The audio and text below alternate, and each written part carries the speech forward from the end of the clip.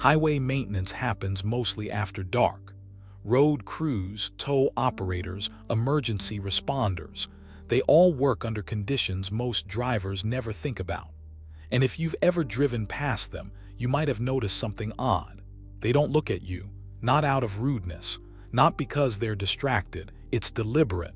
This isn't about politeness or social norms. It's about survival logic that develops after hundreds of nights spent standing next to 70-mile-per-hour traffic, with only a vest and some cones between you and thousands of pounds of steel. Tonight, we're looking at why avoiding eye contact becomes one of the first unwritten rules you learn when you work roads at night.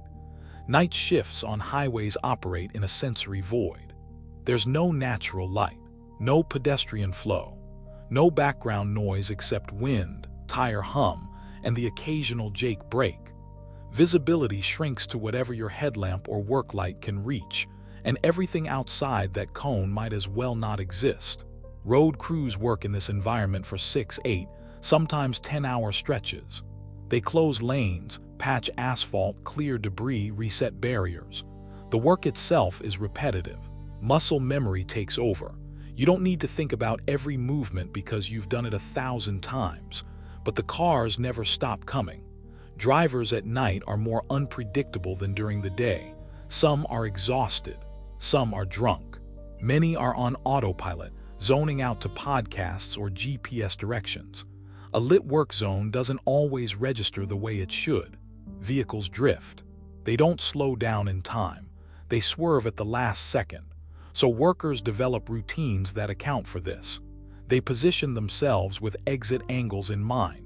They listen for engine sounds that don't match safe speeds. They check mirrors on their trucks obsessively, even when they're standing still. And they stop making eye contact. Because eye contact creates a problem that doesn't exist otherwise. When you look directly at a driver, even for a second, something changes. The driver sees you seeing them. It triggers a social reflex, acknowledgement, confusion, sometimes guilt. And that reflex makes them do something they wouldn't have done if you just stayed invisible. They react. They might wave. They might slow down suddenly. They might steer toward you slightly, trying to give space, but overcompensating. All of this introduces unpredictability into a situation that only works when movement is smooth and expected. Roadside workers aren't trying to be rude. They're trying to stay off your mental radar entirely. If you don't notice them as people, you're more likely to treat them like obstacles, something to avoid automatically without thinking about it. That's safer for everyone. Most roadside work happens under time pressure. Lanes need to reopen. Traffic needs to flow. Supervisors want crews off the highway before the morning commute starts building. So there's no time to pause and assess every car that passes. Workers make constant micro-decisions. When to step closer to the lane, when to stay back, when to move equipment, when to wait. These decisions happen in fractions of a second, and they're based on pattern recognition, not analysis. You learn to read headlights before you see the car. High beams that don't dip mean the driver isn't paying attention. Headlights that wobble mean someone's drifting. A single headlight might be a motorcycle, which is fast and quiet and easy to misjudge. You also learn to read speed by sound. Tires on asphalt have a rhythm. When that rhythm doesn't match the distance you're seeing, something's wrong. Maybe the car's going too fast. Maybe it's going too slow and about to stop for no reason. Either way, you adjust without thinking. But if you make eye contact, you lose that rhythm. You stop being an object in their peripheral vision and become a person they feel obligated to acknowledge. And acknowledgement creates hesitation. Hesitation creates unpredictability. So workers train themselves not to look, not at faces, not at windshields. They look at wheels. They look at lane position. They look at distances. They track vehicles the way you track weather impersonally, as forces that move in predictable ways unless disturbed. This isn't paranoia, it's calibration. After enough close calls, you realize that the safest version of yourself is the one drivers don't notice as human. There's another layer to this. Eye contact implies communication. It implies that a conversation is possible, that something might be negotiated. But there's nothing to negotiate on a highway at night. The work has to happen. The lane is closed. The cones are where they need to be. A driver looking for confirmation or permission is a driver who's already thinking too much. Workers avoid that entirely by keeping their heads down, their focus on the task, and their presence as neutral as possible. It's not unfriendly. It's professional. It's the same logic that keeps surgeons from chatting during critical moments or pilots from engaging in casual conversation during takeoff. When the stakes are high and the margin for error is small, you eliminate variables. Social interaction is a variable. New workers don't understand this at first.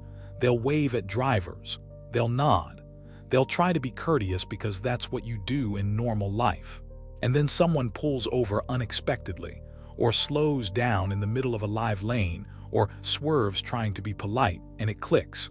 You stop being visible as a person. This rule doesn't get written in training manuals. It gets passed down verbally, usually after a near miss. Someone will say, "Don't look at them, just keep working." And you don't ask why. You just do it. And after a few weeks, it becomes automatic. Experienced workers can tell who's new by how they move. New workers track cars with their eyes. They flinch. They react visibly when something comes too close. Veterans don't. Veterans keep their bodies angled away from traffic, their attention on their tools, their movements smooth and unbothered. It's not fearlessness. It's the opposite. It's fear that's been processed into discipline. There's also an unwritten hierarchy to this. Flaggers and spotters, the people whose job is to watch traffic, are allowed to make eye contact because that's their function. Everyone else isn't. If you're laying asphalt or moving a barrier, your job is to assume the flagger is handling driver behavior. You stay in your lane, literally and figuratively. Breaking this rule doesn't just put you at risk, it puts the whole crew at risk. Because if one person starts interacting with drivers, it sets a precedent. Drivers start expecting interaction. They start slowing down to ask questions, or to complain, or to point out something they think the crew doesn't know.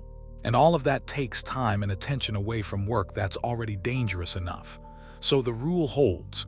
You don't look, you don't engage, you stay in your role. When crews follow this logic, work zones run smoother. Traffic flows more predictably. Drivers treat the space like a construction zone, not a social space. They stay in their lanes, maintain speed, and move on. When the rule gets broken, things slow down. Cars bunch up. Drivers crane their necks trying to see what's happening. Someone stops in a live lane to offer help that isn't needed. What should take 30 minutes to complete stretches to an hour because the crew is managing drivers instead of managing work. And occasionally, someone gets hurt. Not because they did something reckless, but because a driver did something unexpected while trying to be considerate. A wave becomes a distraction. A moment of acknowledgement becomes a moment of inattention. And at highway speeds, a moment is all it takes. None of this is visible to the average driver. You pass a work zone, you see vests and lights and cones, and you keep going. You don't see the calculations happening in real time. You don't see the discipline it takes to stay focused while cars pass inches away. You don't see the intentional invisibility. But that's the point. The best night shift road work is the kind you don't notice at all. Avoiding eye contact at night isn't about being antisocial. It's about reducing complexity in an environment that's already complicated enough.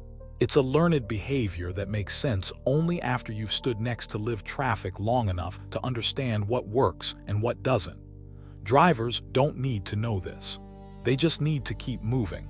But for the people working out there, this small behavioral shift, this deliberate choice not to engage, becomes one of the most important tools they have.